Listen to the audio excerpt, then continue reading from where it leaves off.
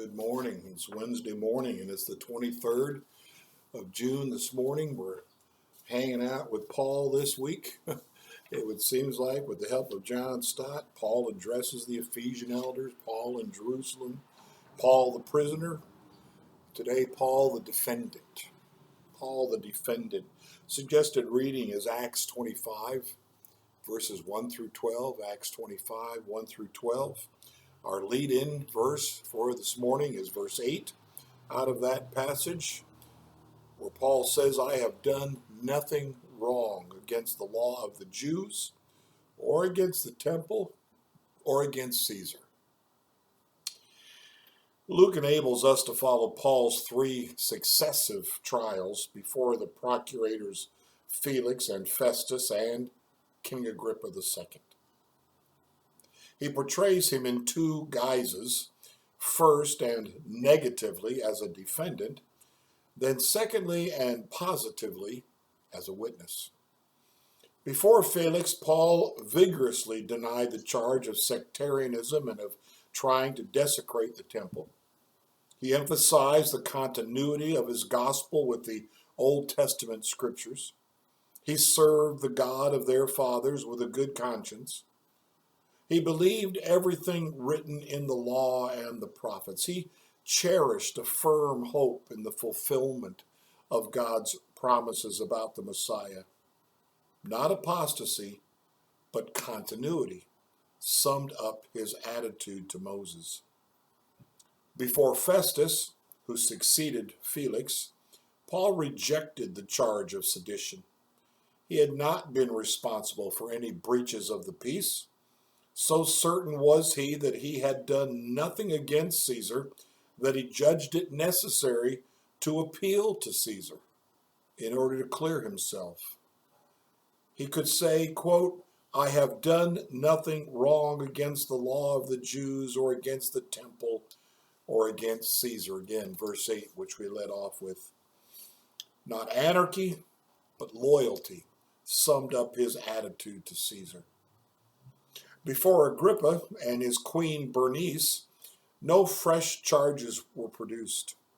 Paul seems rather to be responding to the unspoken question of why the Jews were so anxious to get rid of him.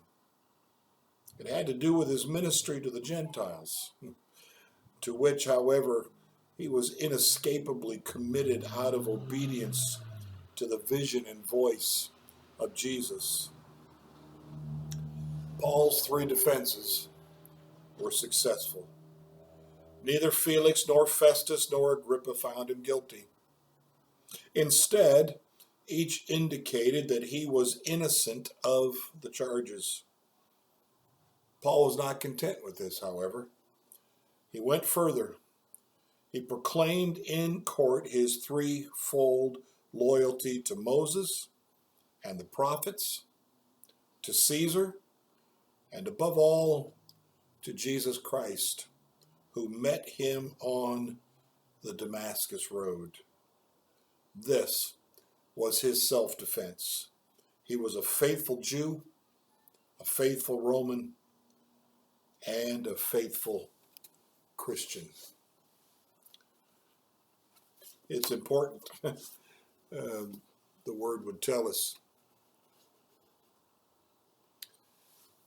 that our testimony be clean, be pure.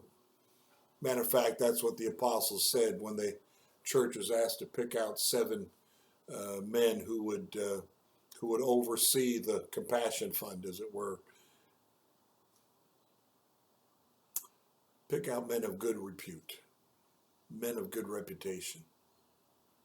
That's important. That's why our reputation is important. That's why it's important what we say and how we say it and where we say it and when we say it and how we do things and when we do things.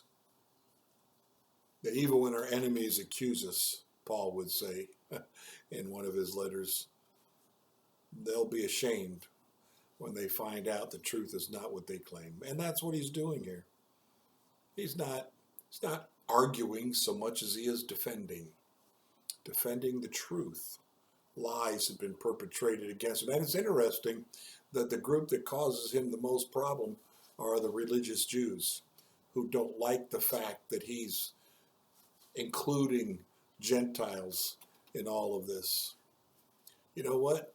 It's the same thing that got Jesus in trouble, isn't it? With the religious Jews. We don't like the people he hangs out with.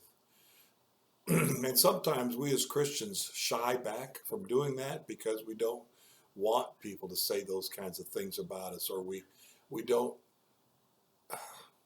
want important people to look down on our reputation of being the friend of sinners.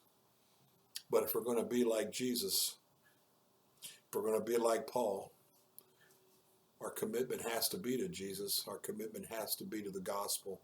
Our commitment has to be to the kingdom, irregardless of what others think or say. Matter of fact, Paul would say that if it was his goal to make other people happy, if it was his goal to please people, then he would not be a servant of Christ. Chew on those thoughts today. Who do you live to please? Your Lord and Master, your Savior, or your friends and their attitude towards you, or whether you're going to get an invitation to the next event? Serve Christ, please Christ. Live the truth, defend the truth. Blessings to you today.